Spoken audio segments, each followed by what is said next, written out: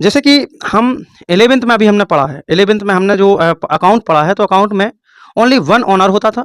जो रिस्क होती थी बिजनेस में, जो अकाउंट में, व्यापार में, किसी प्रकार के फर्म कंपनी चलाने में जो भी मतलब रिस्क होता था, हाई रिस्क भी होता था क्योंकि अकेला व्यक्ति चलाता था। उसमें लॉस होता था, प्रॉफिट होता था, तो वो अकेला ही व्यक्ति उसको झेलता था। जो भी चीज़ें होती थी तो मतलब वन पर्सन और एक ही उसको मेंटेन करता था। जो भी चीज़ें होती थी, उसका जो गुडविल वगैरह है या जो जो चीज़ें हैं, तो वो वन पर्सन ही उसे मतलब झेलता था, एक टाइप का हम ही कह सकते हैं। अब इसमें हम पढ़ेंगे account for partnership for fundamental. अब इसमें पार्टनरशिप का मतलब ये होता है कि पार्टनरशिप जब आती है तो मतलब एक से अधिक व्यक्तियों का आना, मतलब कि मतलब मिलके काम करना, उसी को हम पार्टनरशिप कह सकते हैं। तो मतलब इसमें हमें एक व्यक्ति नहीं मिलेगा, एक से लेकर 2 से लेकर 50 तक व्यक्ति पार्टनरशिप में मतलब रह सकते हैं। ऐसा एक्ट कहता है। अब एक्ट कौन सा कहता है? 2014 का एक्ट कहता है कि जिसमें कंपनी मतलब 2 से लेकर मतलब 50 तक के व्यक्तियों को पार्टनरशिप बना सकती है। ऐसा एक्ट कहता है 2014। याद रखना। अब इसमें हम पढ़ेंगे डेफिनेशन फॉर पार्टनरशिप। तो डेफिनेशन क्या है पार्टनरशिप की?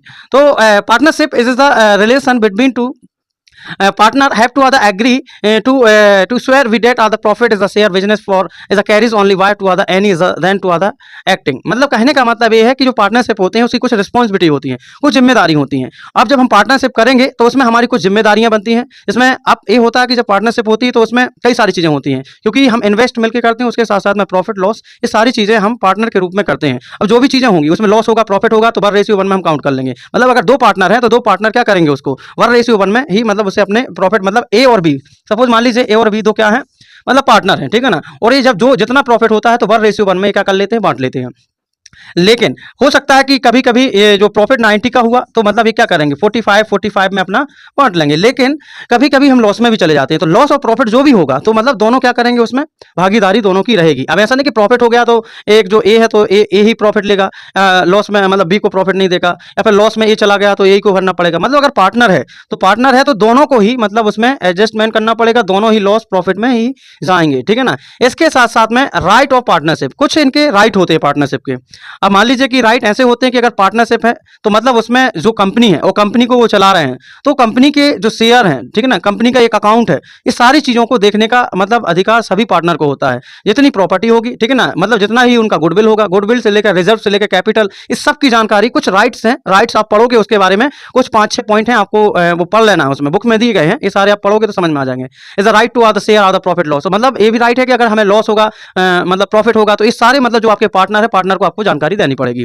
इसके साथ साथ में इसके कुछ एलिमेंट पार्टनरशिप पे बताए गए हैं, जैसे 2 मोर, इसमें बताया गया 2 मोर पर्सन, मतलब इसका मतलब साफ है कि मतलब इसमें हम जब पार्टनरशिप होगी 2 से ज़्यादा होंगी। जैसे हमने आपको पहले बता दिया था कि 2 से 50 मतलब 2 से 50 तक के पार्टनर भी इसमें हो सकते हैं। इसके साथ साथ में एग्रीमेंट होता है, ठीक है ना। अब जब पार्टनरशिप होती है तो मतलब एक हमारा एग्रीमेंट बनता है कि मतलब किस किस कंडीशन में मतलब एक एग्रीमेंट तैयार होता है। उसके साथ business and profit as a motive, मतलब हमेशा कोई भी मतलब जो पार्टनर होता है उसका मोटिव क्या होना चाहिए कि मतलब प्रॉफिट होना चाहिए। अब ऐसा तो है ना कि हमने पार्टनरशिप कर ली उसके बाद में हम सो रहे हैं, हम करेंगे नहीं काम, ठीक है ना। तो हमें उसके लिए मोटिव हमारा ये होना चाहिए कि हमें प्रॉफिट हो, ठीक है ना, और जहां तक हमें लॉस से बचना चाहिए। उसके साथ साथ में इसमें बताया गया शेयरिंग फॉर प्रॉफिट, मतलब अगर हमें प्रॉफिट जो भी होगा, जैसे हमने आपको बताया कि जैसे ए और बी को प्रॉफिट कितने का हुआ, 90 का हुआ। अगर 90 का प्रॉफिट हुआ है, 90 का प्रॉफिट हुआ है तो ये जो 90 का जो प्रॉफिट हुआ है तो वो 45 जो शेयर आपस में कर लेंगे, ठीक है ना। इसके साथ साथ में हम देखेंगे इसमें कि जो नेक्स्ट पॉइंट क्या दिया गया इसका, शेयर फॉर प्रॉफिट। उसके बाद में पार्टनरशिप, मान लीजिए कि जैसे हमारी एक पार्टनरशिप हुई है, ठीक है ना, और पार्टनरशिप में हम मतलब 3 लोग हैं, ठीक है ना, जिसमें ए, वी और सी, ठीक है ना, जिसमें चिंटू, चिंटी और बंटी, ये 3 क्या है, पार्टनर हैं। अब पार्टनर जो तीनों ने पार्टनरशिप ली है, और पार्टनरशिप क्या करते हैं, ये दोनों तीनों पार्टनरशिप एक कंपनी को या किसी चीज़ को चलाते हैं, इनकी पार्टनरशिप है। अगर मतलब इंडियन रूल के अकॉर्डिंग, मतलब जो इंडियन जो रूल है इंडियन, इसमें बताया गया इंडियन पार्टनरशिप एक्ट 1932, उसके अकॉर्डिंग मतलब अगर कोई इनके बीच में एग्रीमेंट नहीं हुआ है, ठीक है ना, सपोज चिंटू कहता है कि मैंने ज़्यादा इन्वेस्ट किया तो मैं तो ज़्यादा पैसा लूंगा, ठीक है ना, बंटी चिंटी कहती है कि मैंने भी किया तो मैं भी इससे ज़्यादा लूंगा, ठीक है ना, और ये भी कहता है कि मैंने भी इतना ज़्यादा किया, तो मतलब ये अपने अपने मत देते हैं कि मैंने ज़्यादा पैसा लगाया कंपनी में, ठीक है ना। उसके अकॉर्डिंग तो मतलब इनका जो न्यू एक्ट है, मतलब जो कहता है कि मतलब न्यू एक्ट क्या कहता है कि मतलब अगर इनका कोई एग्रीमेंट है, मतलब मान लीजिए कि हमने वही बताया कि पार्टनरशिप ऑफ एग्रीमेंट, अगर पहले से इनने जब मतलब पार्टनरशिप की थी और अगर कोई एग्रीमेंट किया था तो ठीक है कि भाई मतलब कोई भी हम ले लेते हैं 3:2:1, मतलब कुछ इस प्रकार से शेयर आपस में बांट लेते हैं कि इनकी पार्टनरशिप है, पूरा एक एग्रीमेंट है, मतलब पहले से ये एग्रीमेंट करके बैठे हैं कि मतलब हम इतना लेंगे, हम इतना लेंगे, हम इतना लेंगे, तो कोई बात नहीं है।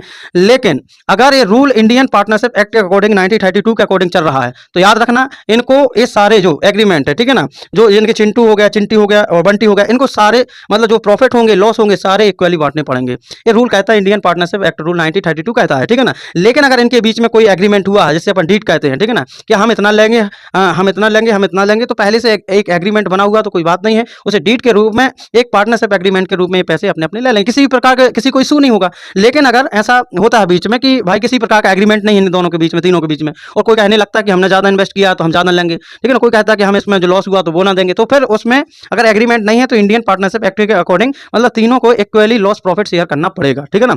इसके साथ साथ में इसमें जो बताया गया है, और जब भी इसमें पार्टनरशिप होती है तो इसमें आपको समझ में आ गया होगा कि जो एग्रीमेंट है, ठीक है ना, एग्रीमेंट डीड क्या है, ठीक है ना। एग्रीमेंट डीड मतलब एक तीन पार्टनरों के बीच में या दो पार्टनरों के बीच में एक एग्रीमेंट होता है कि मतलब हम इतना पैसा लेंगे, इतना लॉस में देंगे, मतलब उनकी कुछ कंडीशन हो सकती है, वो अपने हिसाब से चलते हैं, तो उसमें कोई इंटरफेयर नहीं कर सकता। लेकिन अगर कोई एग्रीमेंट नहीं है और किसी भी प्रकार का इशू होता है तो इसमें फिर इंडियन पार्टनरशिप एक्ट लागू होता है 1932, जिसमें सारी चीज़ें लॉस प्रॉफिट इक्वली बढ़ती हैं, याद रखना इसमें, ठीक है ना। और इसके बाद में हम इसमें आगे पढ़ेंगे कि पार्टनरशिप जो फर्म होते हैं उसमें फंडामेंटल्स क्या होते हैं, लगभग लगभग।